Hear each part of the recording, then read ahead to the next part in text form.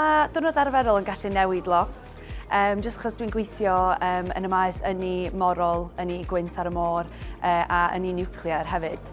So mae'n gallu newid lot. Gweithio efo lot o gwmnïau gwahanol, sicrhau bod yna prosiectau ynni carbon isel yn gallu dod yma i Ynys Môn, i Gogledd Cymru, i trio wneud yn siŵr bod yna swyddi yma yn y dyfodol. Dwi'n gweithio ar 3 prosiect wahanol yn M-SParc, so mae'n amser i'n cael ei rhannu rhwng lot o bethau gwahanol. So dwi'n gweithio ar prosiect Arfor, sef Cymru'n Llundain, so dwi'n gwneud lot o deithio i Llundain yn fusol. Dwi hefyd yn gweithio ar y rhaglen Busnes Cymru, sydd yn golygu bod fi allan yn y gymuned yn rhwydweithio ac yn ymgysylltu hefo'r pobl yn Ynys Môn. A dwi hefyd yn gwneud journalism i Business News Wales hefyd. Dydd i dydd dwi yn gweld cwmnïau entrepreneurs sydd angen cymorth digidol. Mae'n gallu edrych fel help efo websites nhw, social media, digital marketing, CRM software, bob dim fel yna. Dwi'n meddwl bod y sector ynni yn enwedig yn Gogledd Cymru yn really exciting. Mae yna lot o mynd ymlaen, mae yna lot o prosiectau newydd yn y pipeline. So, lot o gyfleoedd yma, so just eisiau gwneud yn siŵr bod y pobl ifanc a'r cymunedau yn gallu gwneud y mwyaf o'r prosiectau newydd sy'n dod yma. Felly, nes i gael newid gyrfa mawr blwyddyn yn dôl, ac yn ein lwcus iawn bod yna swydd yn codi yn M-SParc, a bod nhw wedi ymddiried ynddo fi i allu newid swydd a dod i mewn yn hollol newydd. So mae'r swydd yma wedi galluogi fi allu newid yr path dwi eisiau ddilyn, a dwi'n falch bod fi wedi gallu gwneud hynny yn M-SParc. O'n i byw ffwrdd i Australia am bron i 2 flynedd, lle o'n i'n gwneud rhywun peth, ond o'n i'n freelansio i helpu busnesau a entrepreneurs wneud rhywun peth. So ddos i nôl, ac o'n i jyst meddwl dwi angen wneud rhywun peth, achos dyna ydi hobi fi a be dwi'n enjoyo wneud. So dyna be o'n i eisiau cael fel career.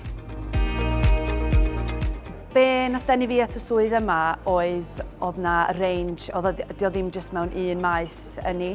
Mae o'n ynni adnewyddadwy, ynni morol, mae o'n gallu cynnwys hydrogen, niwclear, ac yn enwedig fel swydd cyntaf i fi yn y maes yma, oedd o'n gret, achos dwi'n cael involved efo bob dim, so ie, yn berffaith. Oes, yn sicr, ie. Efo'r swydd yma, oedd hwn yn swydd cyntaf fi yn y maes yma, a dwi wedi bod yma ers blwyddyn wan, a wedi dysgu lot o sgiliau newydd, a wedi cyfarfod lot o bobl hefyd yn y maes yn gret. Oes, yn bendant, yn enwedig oherwydd bod yna gymaint o wahanol prosiectau yn digwydd yma yn M-SParc, so mae yna ddigon o gyfleoedd i allu gwneud lot o waith gwahanol yma.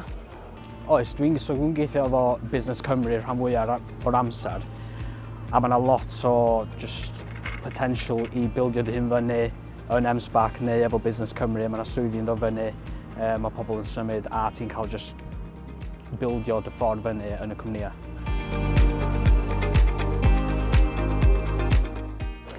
Mae'r ecosystem sydd yn M-SParc, dwi'n meddwl, wneud o'n lle special iawn i weithio.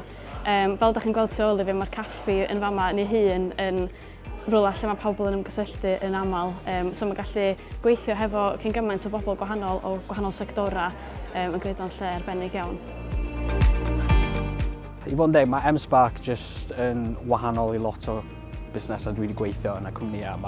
Mae'r egni yma lot o wahanol, mae pawb yn hapus, pawb yn siarad, mae lot yn mynd mlaen yma, a mae hynna'n just rhoi fwy o egni i ti wneud gwaith bob diwrnod. M-SParc yn lle ffantastig i weithio, mae'r tîm yn gret, cael siarad yn y iaith Gymraeg hefyd, mae'n reit relaxed a just lot yn mynd ymlaen yma a lle lyflu i weithio hefyd. So.